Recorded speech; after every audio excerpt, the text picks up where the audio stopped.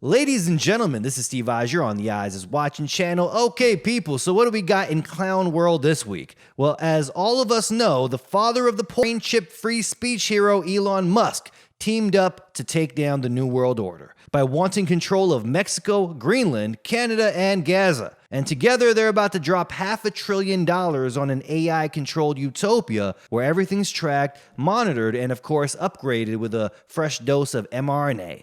Full automation and 24/7 surveillance. I mean, the future is looking bright, people. The golden age is here. And our saviors, well, a transhumanist Baphomet and the actual Antichrist. I saw them the other day throwing up Freemason signs again. Seriously, I know there are only so many things you can do with your hands during an interview, but come on, the entire time though? Look at Elon Musk here. I mean, it almost looks uncomfortable to keep your hands in that position for so long. What the hell is going on here? Remember Donald Trump's son right behind him? He had to be nudged, like, bro, you're making it too obvious. Okay, he's keeping his hand signs up too much.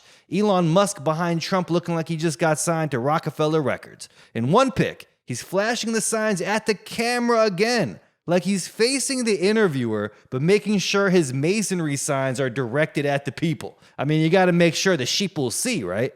It's creepy. Creepier than Elon Musk's father, who got his stepdaughter pregnant twice. The same stepdaughter he raised since she was 4, which oddly enough makes him the least pedophilic in the Musk family.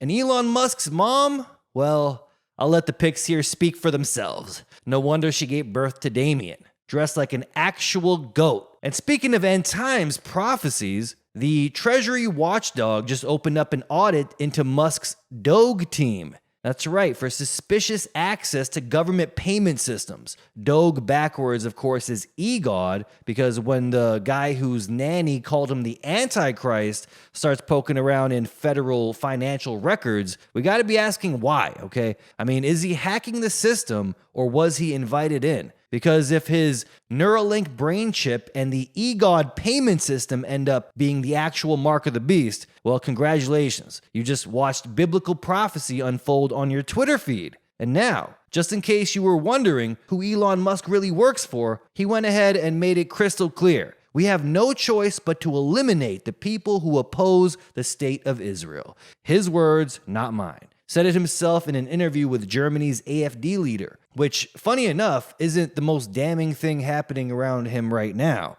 Because, as it turns out, Musk may not be the alpha mastermind he pretends to be. No, the guy who supposedly sleeps on a mattress in his office might have actually got himself wrapped in a textbook blackmailing operation. You know, the kind the intelligence agencies have been running on powerful men for decades. Let's talk about this Ashley St. Clair person right here. This woman who just had Elon's latest designer baby, because of course natural conception is for the peasants. This is his 10th kid or something, or maybe 13th. But who knows? I mean, it's probably CRISPR edited, genetically optimized, and probably manufactured in a lab, just like Elon. Because why settle for regular human production when you're trying to engineer the next generation of technocratic overlords? Seriously, only one child of his, I think, is a natural pregnancy. The rest are some CRISPR-modified genetic experiments, as seen right here. I mean, come on. Ashley St. Clair, when she first announced the pregnancy, she told the New York Post that she wasn't really that interested in Musk until she met him in May 2023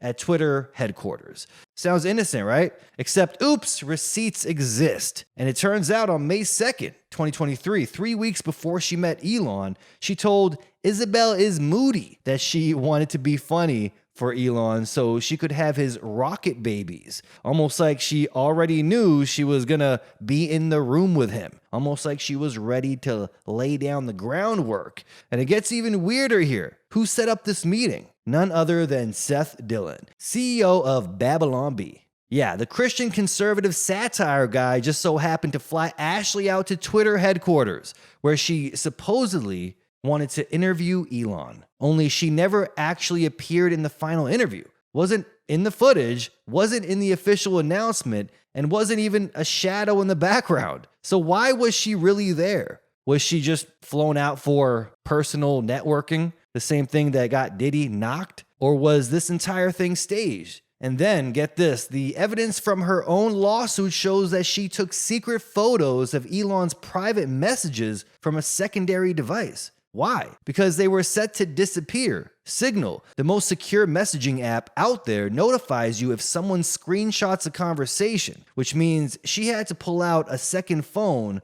like some low-budget spy thriller. And let's be real, what kind of privacy advocate claims to value discretion while screenshotting conversations that were designed to self-destruct? Which brings us to the real question here. Was this whole thing an Israeli intelligence op? Because you know who St. Clair was managed by? A PR strategist by the name of Brian Glicklick, a guy who just so happens to have been paid nearly $600,000 by an Israeli security firm. Let's not pretend like honeypot operations aren't a thing. I mean, hell, Mossad literally ran the Monica Lewinsky entrapment op on Bill Clinton. So now, here's the real conspiracy. Did Israel just sink their claws into Elon Musk? Did he just get Epsteined 2.0 by a next-gen Sparrow operation? And if so, what do they want in return? Because something tells me that a man who just had his private messages stolen, his baby mama's story debunked, and his financial records audited by the Treasury isn't exactly calling the shots anymore. I'm not saying he wasn't a puppet before, but it looks like they needed some more dirt on him, and now, well, they got it. So prepare to see this shit show explode tenfold. Sam Parker has a great thread here all about this. He laid it out here in part 9 of his thread. This is one hell of a thread here. Who is Ashley St. Clair and what is she up to? She premeditated her seduction of Elon Musk. She lied about it. Her meetup with Elon was facilitated by Seth Dillon. She conceived a child just after Elon's trip to Israel, after which this platform underwent significant changes and Elon signed secret contracts with Israeli intel companies. And that's when I got banned. She hangs out with other known Israeli influence intel operatives like Mike Benz and Aaron Wexler. She's now bombarding Elon with a fusillade of exposés in the New York Post, a newspaper owned by Netanyahu's close personal friend and political donor, Rupert Murdoch. Is she really getting all this unearned press on her own? Why is the Post pushing this so hard? As seen here, they can't stop talking about this. His 13th designer CRISPR baby, folks. It's funny, someone even asked, who pays you? to Ashley. And of course, she replies with mostly Mossad. As a half joke, I don't know. I'm not sure what she's doing here, but I mean, she's letting you know every damn time, folks. Isn't it unusual how Israeli fingerprints keep showing up wherever there's organized crime?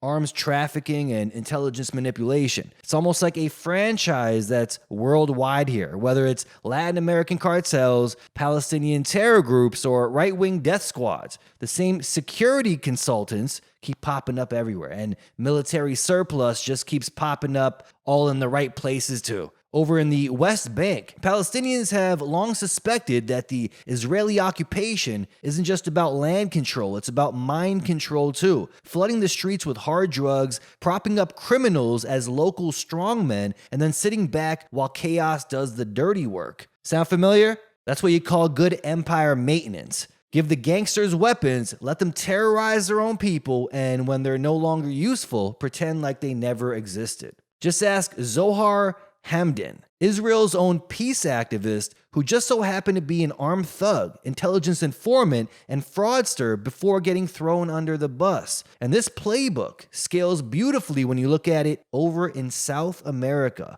While the world was watching Pablo Escobar flood the US with cocaine, Israeli arms dealers and military trainers were busy making sure his enforcers had the best weapons and tactics money could buy. A former IDF officer turned private security consultant named Colonel Yair Klein, who trained the Medellin cartel's death squads, showing them how to blow up airplanes, execute politicians, and keep entire regions in a state of fear. His students weren't just learning self-defense, they were practicing regime change at the local level, one car bomb at a time. And when he got caught, Israel tried to wash their hands of him, but leaked documents confirmed that the whole operation had been approved at the highest levels, including by then Defense Minister Yitzhak Rabin.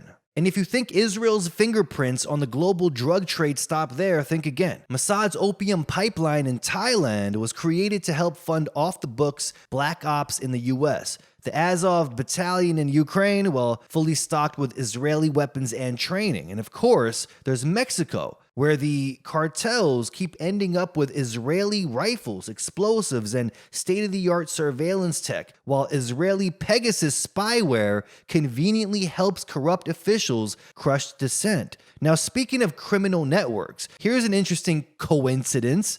As I mentioned a few shows ago, Interpol arrested Yoel Alter, a senior member of the Lev Tahor sect. It's insane watching some of the women in this picture right here, as you could see, a part of this cult, looking like Saudi Arabian women. Isn't that interesting? The charges were human trafficking in Mexico, and guess how much mainstream news coverage it got? Zero. Not a peep in the US, Canada, UK, or Australia. Isn't that interesting?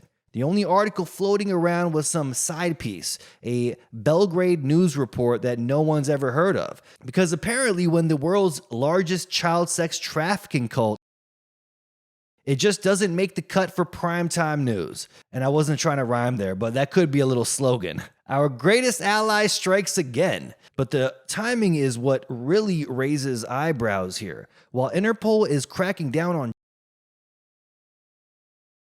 the US government is working overtime to make it illegal to even criticize Israel. How interesting is that? Trump just signed a brand new executive order to combat anti-Semitism, end quote, which builds on his 2019 IHRA mandate defining any double standard applied to Israel as hate speech. The order even allows for criminal prosecution of Americans if they cross the new line. Get ready for surveillance helicopters looking for anti-Semitism everywhere. I mean, we literally see this in Australia right now. Absolutely dystopian videos we're seeing here. Because nothing screams free speech like jail time for noticing patterns. That's right. Now, speaking of powerful figures with unexpected connections, let's talk about Mexico's president. In a 90% Catholic country, a woman with a Jewish background whose entire family tree traces back to Eastern Europe somehow rises to power while 30 of her political opponents mysteriously meet cartel-related endings. Oh wow, the coincidences just keep piling up here. Isn't that crazy? Which brings us to El Chapo's wife. If the whole Israeli cartel connection wasn't weird enough, there she was, strutting into court with a Star of David necklace, as if she just stepped out of an intelligence agency's employee appreciation event. Now, maybe it's just a fashion choice, or maybe it's a subtle way to tip the hat at those who really pull the strings behind the scenes. A nice little salute to those demons in charge. Either way, it makes you wonder, was she really just the wife of a drug lord, or was she something a little more connected? Ashley St. Clair style. And speaking of connections, how hilarious is it that a rapper by the name of Shine went to prison for 10 years after shooting up a club with P. Diddy? That's right, both of them were facing cases, but Diddy, being the backstabbing, unloyal snake we all know him to be, snitched his way out while Shine took the fall. Even though an innocent bystander who got hit with a stray literally testified that she saw Diddy pull out a pistol and shoot her. Somehow Diddy skated free while Shine got the max. But that ain't even the weird part. After doing his prison bid, around 10 years or so, Shine stepped out looking like a whole hood rabbi. No exaggeration, check him out right here. Yarmulke cocked to the side like T.I. wears his hat. A Hasidic beard, he got the curls going down the side of his head. He got the whole look. And it wasn't just a phase. Shine actually moved to Israel to live there, for real, like as a rabbi. And it gets even weirder. After locking in some tight Jewish connections, Shine left Israel and somehow became a politician in Belize. He is now the leader of the opposition party in the Belize House of Representatives. So let's recap. The guy who got set up by Diddy, did a decade in prison, rebranded himself as a rabbi, lived in Israel, and then, because the jokes write themselves, ended up leading the political opposition in Belize. Please read the words on this meme so I don't have to say it myself. Okay, new segment here called The Future is Looking Bright. Scientists have just built something called a quantum demonic engine. You heard that right. Sounds totally like something that will benefit us all. A quantum demon engine, people, which is probably the most on-brand name they could have came up with. A demon engine They could have called it something like a quantum energy sorter, because if you look into it, that's actually what it is. They didn't even try and pretend to be scientific. They just went full satanic with it. They say this thing is based on Maxwell's demon. That's right, a thought experiment from 1867 where a tiny invisible little demon sits at the molecular level, opening and closing a door to separate hot and cold particles, essentially creating energy without using any energy. Yeah, a demon that violates the laws of physics. It's funny, right? I guess the next big breakthrough in science will require an actual pentagram and blood sacrifice. Oh, would you look at that? They actually did that outside CERN. Maybe that's how they got the straight up summoned it from hell. Well, now, over a century later, some maniacs in lab coats figured out how to actually make this work at the quantum level. They built a system where instead of a literal demon, they use quantum measurements to selectively manipulate particles, basically tricking them into behaving in ways that should be impossible under normal thermodynamics. Instead of Maxwell's imaginary demon choosing which particles go where, they found a way to use quantum mechanics to make the system do it on its own, like giving nature a cheat code. And guess what they're calling it? No joke, they call it quantum exorcism. Unbelievable! That's right, because apparently science comes with a priest on standby. You think I call them demons in charge for no reason? A few shows ago, I did go over 4D ghosts found in the machine at CERN. We saw articles about that a few months ago. Maybe they actually summoned a little demon to help with their little experiment here. And no, I'm not talking about Fauci, although he does qualify for that position. But wait, who actually benefits from a demon controlling the temperature of molecules? That's right, the DICs. They've already got us paying for air conditioning, bottled water, and even sunlight, if you count carbon taxes. Now they're figuring out how to bottle and sell temperature itself. If they get the thing working at a larger scale, next thing you know, some World Economic Forum demon is going to tell you your climate credits don't allow for personal heating this month, even if it's free energy. But if you accept the digital currency and Mark of the Beast, they'll let you rent a demon engine for some extra heat. Okay? Everyone's going to have a little demon machine in their house now. And here's where it gets a little weirder, if it can possibly get any weirder. This little physics breaking trick works because of information, they say. Scientists are now claiming that information itself is a fuel source. They figured out that by simply measuring quantum states, they can actually extract energy from the act of observation. So now we live in a reality where just knowing things literally creates power. I'd love to say that means we're entering an age of enlightenment, but let's be honest. That just proves that controlling knowledge is the ultimate weapon. And as we know, they will use it to their advantage. And if reality runs on information, the CIA must have known this for decades. I've went over this many times. Declassified documents showing us that the CIA conducted experiments where they realized you can literally manifest your destiny based on your mindset.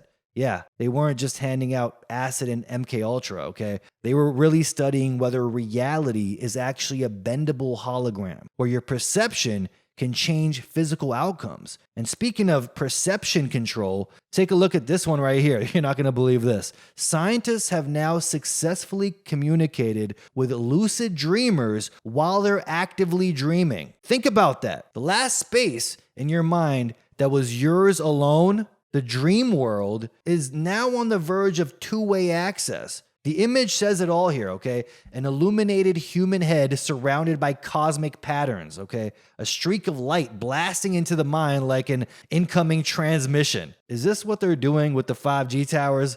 It's not just science fiction anymore. If they can send signals into your dreams and get a response back, how long before we start seeing Temu commercials in our sleep? Because, of course, this won't stop at just harmless research. The DICs already sell us thoughts, emotions, and manufactured reality through controlled media. Now they'll be selling ad space in our subconscious. I can't think of anything more evil than being forced to watch ads in my dreams, funded by BlackRock. And you know if this works, the first ones getting their hands on it won't be regular people. it'll be the usual suspects, big tech, BlackRock, and whatever shadowy defense contractor is still pretending they don't have access to UFOs. Because if scientists have just figured out how to pull energy from the quantum fabric of reality, then you can bet your ass the military is already figuring out how to weaponize it. Or they already have this tech, and they've been turning buildings to dust for decades, okay, in cute little experiments,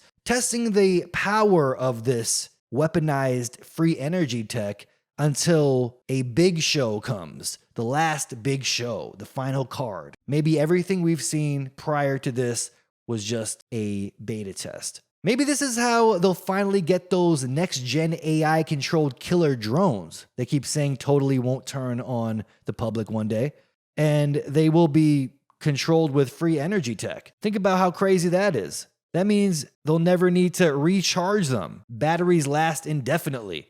Oh, that's just great, huh? I hope you got good aim in your hunting rifle. I know I do. So it's going to be a real nice game when those drones come around. I need to test my skills anyway. 7.62s, 5.56s, and 30-06s. Saw a video out of China the other day of a robot getting into it with a concert goer here. This is actually insane. They're using actual robots as security guards now in China. This one robot seemed like either it tripped on something or it got pissed at this one person and went after them. You know, like it had a personal issue with this one person. Maybe they, scanned their face and found they had a social credit score that was too low. It's like, come here, you piece of shit. I don't know. But they'll probably program them with the mentality of a piece of shit cop if they had to, right? If the demons in charge are programming these robots, it's going to be, something you don't want to be around at all. It's like the worst piece of shit cop you can even think about. Total power trip, wants people to respect his authority. Meet Protoclone, the world's first bipedal,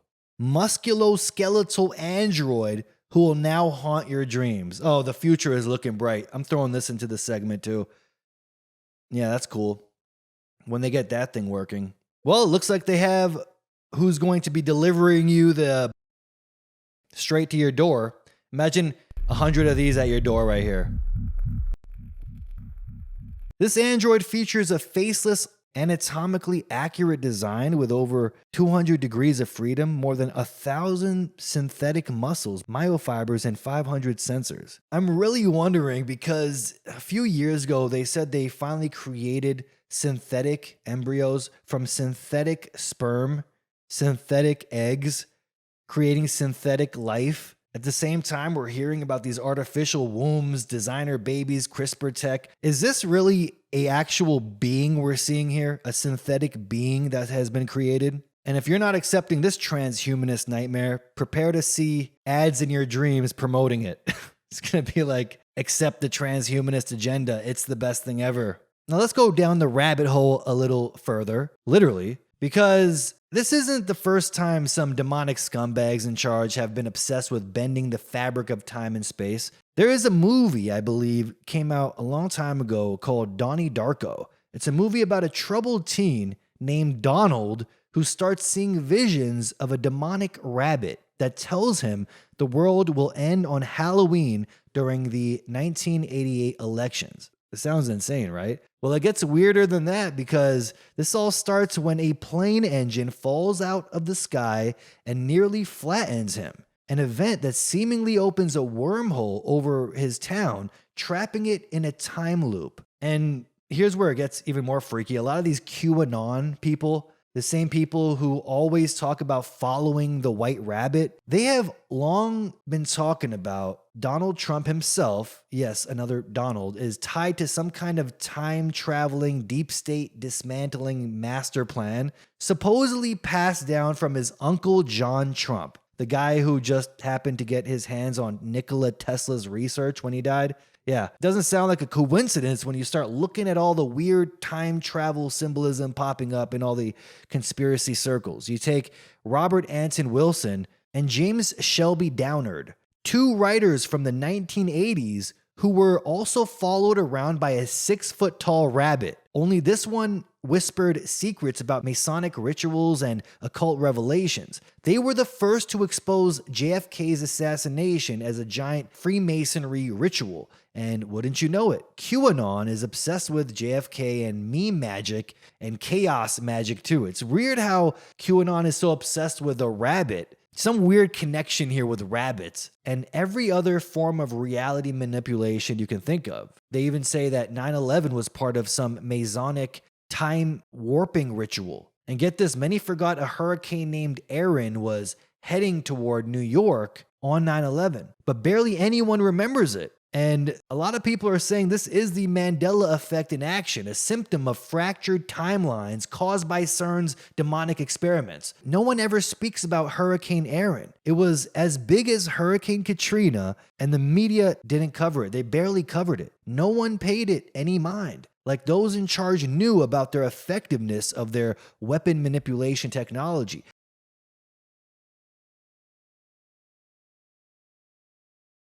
On September 11th, 2001. Matter of fact, I'm going to play some of this video right here showing the weird anomalies that took place on that day in connection with Hurricane Erin. This is off irrefutable.tv. About 10 minutes to 15 minutes before the events of 9/11 began, this is what the weather chart looked like as aired. Now I've superimposed where the hurricane should have been. This is the approximate size of the hurricane and the location at that moment. The cloud cover of the outer bands of the hurricane, it was raining on Cape Cod. They're that close. For today, we've got a lot of cool weather in the northern states. We've got some hot weather continuing in the southwest and 80s as you get into the southeast with a lot of rain, up to 7 inches of rain in parts of Florida. Partly sunny in the Pacific Northwest, Seattle today, sunshine and 75, sunny in the northeast and low humidity. Speaking of hair, what's the deal here? Some of them talk about Hurricane Erin. ABC, for example, didn't mention Hurricane Erin, didn't mention a hurricane at all, didn't have it on the map, didn't even talk about the cold front or discuss it. Fox News was the best, actually. We're going to have just a beautiful day today. This is a real cold front, folks. That means it's a boundary line of the very cool, dry air, and it is going to make its way well offshore, help to push Hurricane Erin up to the north. It's not going to affect us at all. They mentioned it by name, but it was nothing to worry about. It's heading out of town, but they focused a lot on this high-pressure system. And it was a real serious high-pressure system, folks, you know. And it was moving in, and it shows right where it is. For 4 days, it was going in a beeline straight for New York City. Kind of slowed down, it kind of stalled. It pulled right up just outside New York City, like it pulled up to a chalk line and stopped at 8 a.m. on 9/11. That's Suddenly, crazy. It takes a sharp right turn and scoots off out into the Atlantic. Literally reported for duty, and then it went off. Approximately 500 miles in diameter, Hurricane Erin was approximately the same size as the later Hurricane Katrina, and yet the public was not widely alerted to it. If there's a storm looming right outside of town, you should be concerned how long it's going to be there because of the storm surges. It could have flooded Manhattan, but this wasn't reported. This wasn't reported as a risk. Erin came closest to New York City on 9/11 itself. The storm was the biggest at around 8 a.m. that morning. Not necessarily the fastest. It covered a wider area. Weather stations love to milk these things for all they can get. That would be huge news. That would be all over the radio and TV all morning long. Don't you want to tell people they might need to evacuate just in case? It was so played down that nobody knows that there's a hurricane there.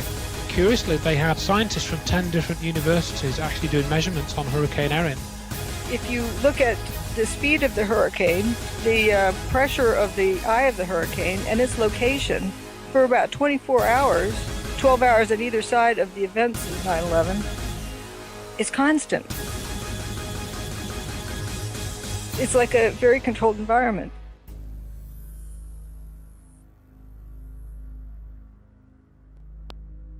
on this Tuesday, the night of the Latin Grammys. Sunny skies down through Texas, all the way from the bottom of Texas to the top of North Dakota. Little rain to the right of North Dakota. Parts of North Dakota may see a little rain. To the west of the country, no problem. To the east of the country, no problems except down in Florida, little rain.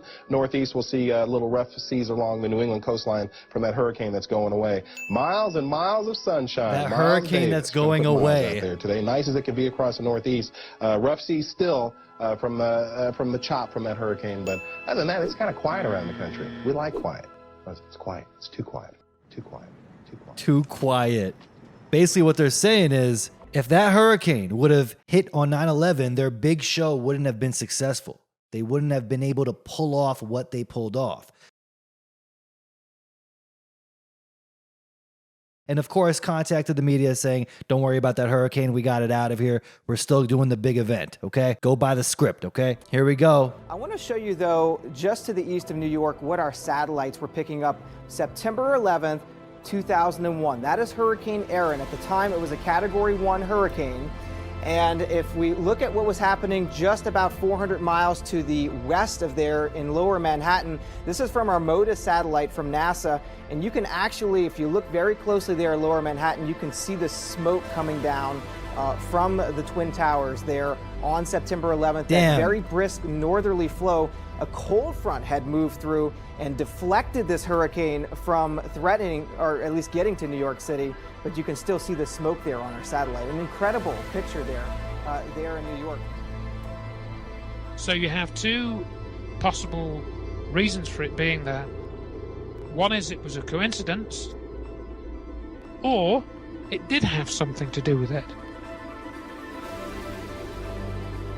What tells me that this was controlled was that there was no concern about how long that storm was going to stall out there. How could they be that sure of exactly when the hurricane was going to leave? Crazy. Nobody knows about this. Nobody knows about this hurricane. Why weren't people given a warning unless they were so sure, 100% sure, of what that hurricane was going to do? Look how big it was. They didn't mention it at all. A massive hurricane headed to New York on 9/11. That's absolutely right. It should have been all over the news. Didn't happen. Now that is some crazy stuff here. And get this, Erin is the name of a mythical water goddess who plays a harp. Yeah, and I don't think I need to get into what harp is for those listening. You already know. Make the connections yourself. So how is the future looking, people? Is it looking bright? Let's end this segment with a recap. Scientists have built a demon machine that violates the second law of thermodynamics, but also doesn't because, quantum. I don't know. And the first thing they're going to do with it is either sell it or weaponize it, or lose control of it completely to AI. So basically just another normal day in the clown world dystopia we live in. If this thing scales up, we could be looking at a revolution in energy, or we might all wake up one morning and find out we've been reclassified as thermal units under some new global carbon tracking scheme. Either way, if they somehow use this to create free energy, we know they'll use it to their advantage. They'll somehow convince the public the energy is scarce and we need to create a new global carbon tracking system based on it. It won't be carbon though. They'll just say you went over your free energy limits today.